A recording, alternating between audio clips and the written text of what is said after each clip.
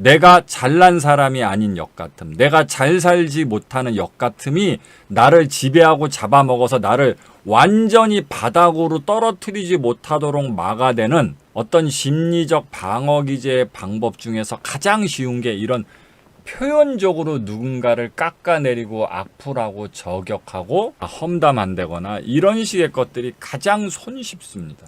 그래서 슬프게도 가장 친한 사람, 가장 잘해주는 사람한테 늘 지랄하고 짜증을 낸다.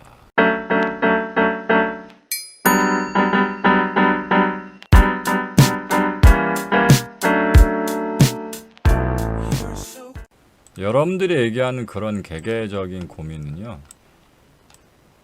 이렇게 그림을 그리는 캔버스 있잖아요. 캔버스에 그려진 어떤 이런 X표의 문제 같은 겁니다.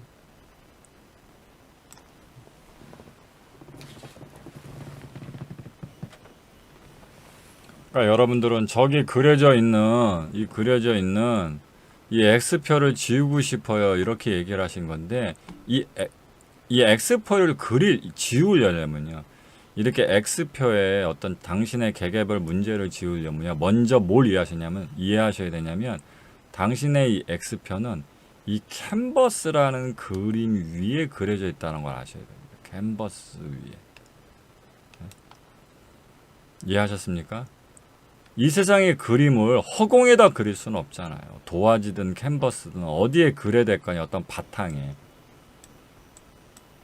그래서 여러분들은 그 개개별 문제가 어떤 바탕 위에 그려진 고민이란 걸 아셔야 됩니다. 그래서 이 바탕의 문제를 함께 염두하면서 본인의 문제를 치유하려고 해야지 상담 치료를 할 때 효과가 있습니다. 그러면 이 바탕의 문제가 도대체 뭐냐? 바탕의 문제가 뭐냐? 이거를 보통 제가 두 글자로 억압이라고 보통 여러분들한테 표현을 합니다. 억압이라고 머릿속에 기억을 해두세요. 그러니까 여러분들이 앞으로 1:1 전문 상담 치료를 받으시는 동안 본인이 가지고 있는 이 억압의 문제를 잘 컨트롤하지 못하죠. 이 억압의 문제를, 표면적 문제를 해결하려고 할 때 바탕에 있는 이 억압의 문제를 잘 컨트롤하지 못하면 이 표면적 문제를 절대로 해결하지 못합니다. 그래서 제가 이 억압이라고 얘기하는 이 두 글자를 제가 평소에 뭐라고 설명을 드렸냐면, 여러분들이 이미 들으셨던 내용들입니다. 제가 뭐라고 했냐면, 여러분들이 상묘하게 왜 오셨다고 생각을 하십니까? 제가 옛날에 이렇게 질문을 드린 적이 있어요.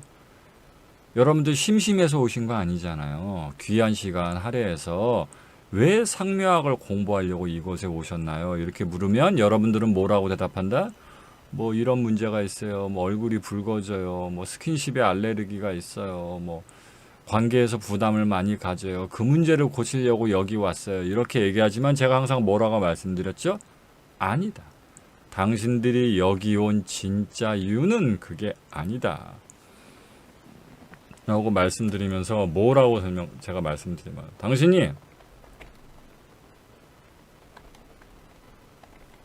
당신이 로또 1등에 당첨됐어. 응?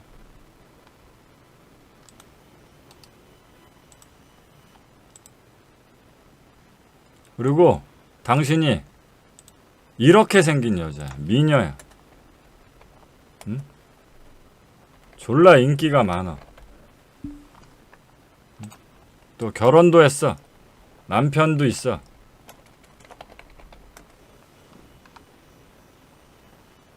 남편이 누구냐?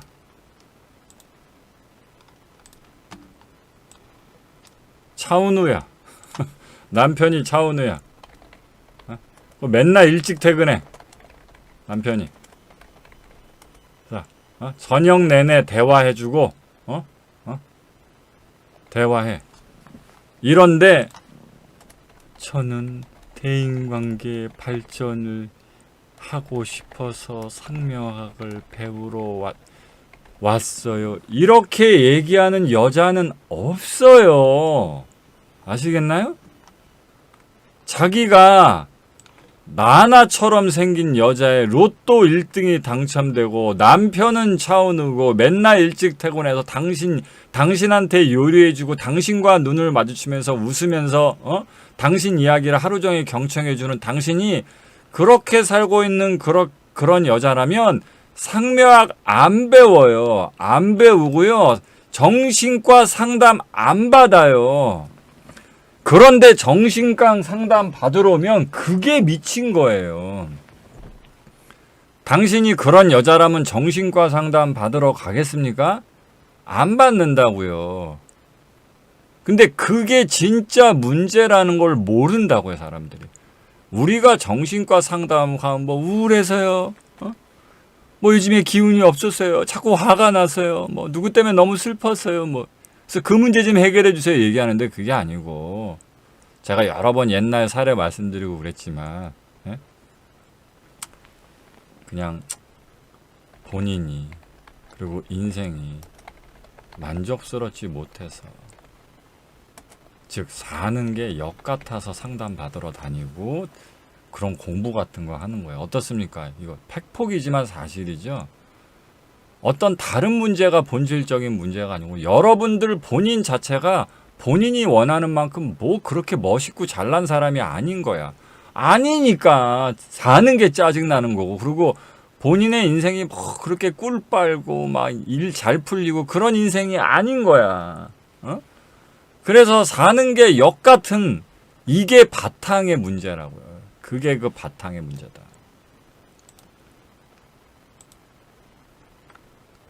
즉 그래서 요걸 두 글자로 표현해서 억압이라고 표현했는데 결국 억압은 요 두 문제입니다. 하나는 충분히 사랑받지 못해서 못한 억압 또는 충분히 잘 살지 못하는 억압. 그러니까 이건 사랑받지 못하는 억압이 하나 있고요. 또는 인생이 떨어되지 않음. 요 두 가지 문제가 있다. 요걸 제가 억압이라고 표현한 거예요. 아셨습니까? 이제 이해가 되시죠? 저는 뭐 제 성격이 너무 좀 그래갖고요. 너무 소심해서요. 이런 표면적 문제가 진짜 문제가 아니고 졸라게 주변 사람은 또 사랑받고 인생이 자기 뜻대로 팡팡 굴러가는데 뭐 상담받으러 오는 그런 사람 없습니다. 이해하셨죠? 파라나님 어서 오세요. 그래서 요 억압의 문제가 있다는 거예요. 그래서 요 억압이 있기 때문에 억압으로 이러한 존재적 스트레스 그리고 사회적 스트레스를 가지고 계십니다. 모든 상담을 하러 오는 사람들. 모든 상담을 요구하는 내담자들은 이런 억압의 문제를 갖고 있기 때문에 존재적 스트레스, 즉 잘난 사람이 아니라서 생기는 스트레스, 그 다음에 사회적 스트레스, 자기 인생과 일이 뜻대로 잘 풀리지 않는 스트레스, 이걸 갖고 있습니다. 너무 당연한 게 거겠죠? 이런 스트레스가 없는 사람이 뭐하러 상담을 받으러 오나? 꿀 빨고 살 텐데. 그렇죠? 그러면 이런 거 느끼면 어떤 감정이 생깁니까? 당연히 화가 난다. 그렇죠? 너무 당연하겠죠? 이런 감정이 생기면 당연히 화가 납니다. 네? 근데 요 화가 난다는 것도 조금 여러분들이 그래서 억압이라는 개념을 제가 설명한 걸 그래서 좀 더 뉘앙스 깊게 이해하셔야 되는데 이렇게 내가 존재적으로 잘나지 못한 스트레스, 사회적으로 잘 살고 있지 못한 스트레스가 화가 나는 건 당연한데 그냥 화가 난 거냐 하면 그렇지 않아요. 화가 나는데 요런 식의 화입니다. 여러분들이 갖고 있는 화는 부당함의 분노 같은 겁니다. 아니 이게 그냥 내가 잘나지 못하고 인생이 잘 풀리지 않는 게 스트레스 받는 건 이해를 하고 그래서 화가 나는 건 이해하는데 이게 갑자기 왜 부당함이죠? 왜 부당하다고 느낄까요, 우리는? 왜 부당하다고 느낀다? 이게 바로 PC 사상을 기반으로 하고 무슨 뜻이냐? 우린 인권, 평등, 박애 이런 것들을 기반으로 한 세상에서 살고 있기 때문에 모든 사람은 동등해. 모든 사람은 똑같이 평등하게 대접받고 그럴 자격이 있어. 자격 권리가 있어. 이게 기본적인 자유민주주의 국가에서의 전제성이잖아요. 저 물 한 잔만 갖다 주실래요? 근데 이거는 이론적인 거고 어떻게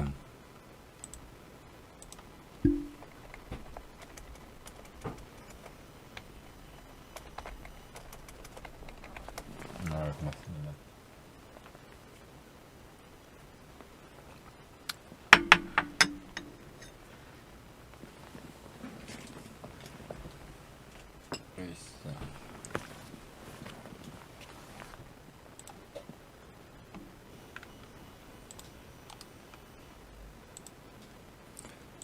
모든 사람은 동등하게 대접받아야 마땅하지만 그건 이론이고 어떻게 생기셔갖고 이런 남편하고 사는 거 아니잖아. 그러니까 빡치는 거야. 사는 게 역 같은 거야. 별게 아니에요. 반대로 이렇게 생겨갖고 이런 부인하고 살고 있으면 상담하러 안 다닌다니까. 내가 잘 나가지 못해서 이런 문제가 생긴 거라는 걸 여러분들이 부정, 회피, 왜곡, 망각한 채로 상담을 하고 있다는 걸 알고는 계셔야 됩니다. 이해되셨습니까? 여러분들이 아무리 표면적으로 나는 어떤 문제 때문에 불행해요, 저점 문제 때문에 불행해요 라고 상담을 받고 있더라도 그렇다고 해서 자기 자신까지 속여서 정말 믿어버리면 안 된다고요. 우리가 가진 문제의 진짜 근본은 우리가 잘난 사람이 아니어서 우리 인생이 잘 나가는 인생이 아니어서가 좀 더 근본적인 문제라는 거를 우리는 방어 기제를 통해서 부정, 회피, 왜곡, 망각하면서 상담을 진행하는 거다. 이걸 알고 계셔야 되고요. 너무 당연한 얘기겠죠. 자, 그러면 우리가 이걸 정말 모를까요, 그럼? 내가 지금 살면서 겪는 문제들이 어떤 표면적인 뭐 성격의 문제, 화술의 문제, 이런 지엽적인 문제 때문이 아니라 내가 존재적으로 잘나지 못해서 또는 인생적으로 잘 나가지 못해서 생긴 문제라는 걸 우리가 정말 모르는 거냐? 그럼 당연히 알고 있습니다. 당연히 알고 있죠. 너무 당연하게. 그러면 알고 있다면 근본 문제를 알고 있다면 이게 해결될 수 있는 문제이냐는 부분을 우리가 모를까요? 안 되잖아.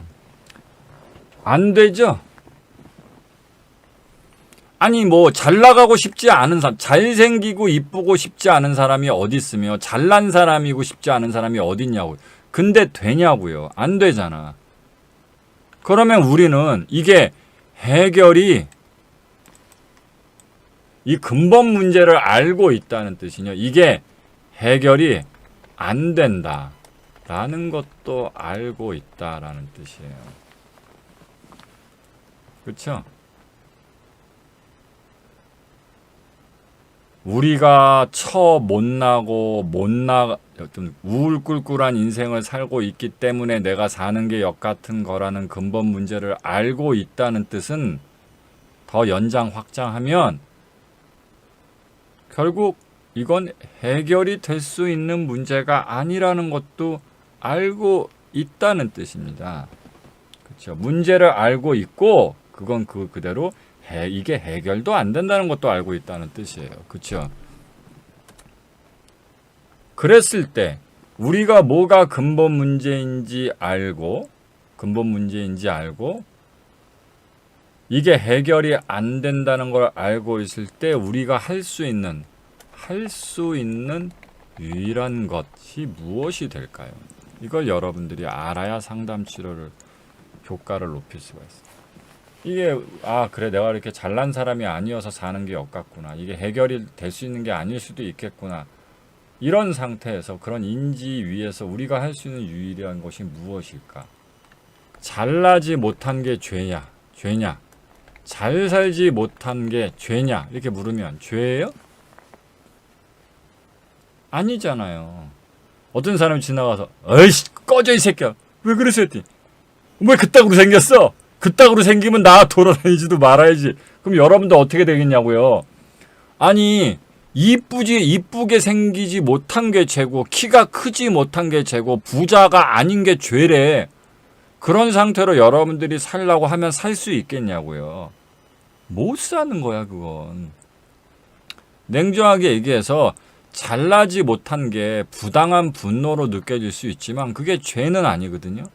그러니까 우리 인생에선 이게 마지노선이 된단 말이에요. 그게 못난 게 죄고 못 사는 게 죄가 되는 지점까지 떨어지면 우리의 멘탈을 지키고 사는 인생의 건강성을 생겨먹은 대로 나마 잘 살 수 있지 못하잖아요. 이해되셨죠? 우리가 잘나고 잘 살지 못한 수도 있는데 그게 최소한 죄면 안 되는 거야. 이게 죄라는 레벨로 격화가 되면 우리는 멘탈이 나가서 인생을 살 수가 없는 거야.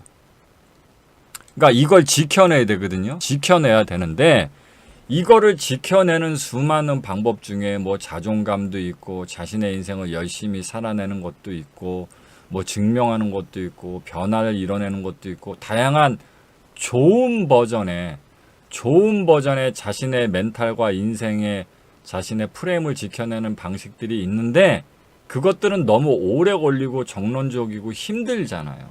그래서 되게 간편하게 그러나 좀 삐뚤어진 방식으로 이런 것들을 하게 되면 자신이 그렇게까지 잘나지 못한 사람, 즉 못난 사람은 아닌 것 같은 착각이 되게 됩니다. 왜냐? 원래 이런 악플이나 저격은 누군가를 평가할 만한 자격이나 위치가 되는 사람들이 하는 것이기 때문에 이렇게 인터넷상에서 악플이나 저격을 하게 되면서 이런 식의 표현, 악플이나 저격에 깎아내리는 표현을 하게 되면 이런 부분이 조금 막아지는 듯한 효과가 생긴단 말이에요. 이해되셨습니까? 그래서 인터넷에서 누군가를 악플 저격하는 데는 이건 제한이 없어요. 심지어는 욕할 수 있어요.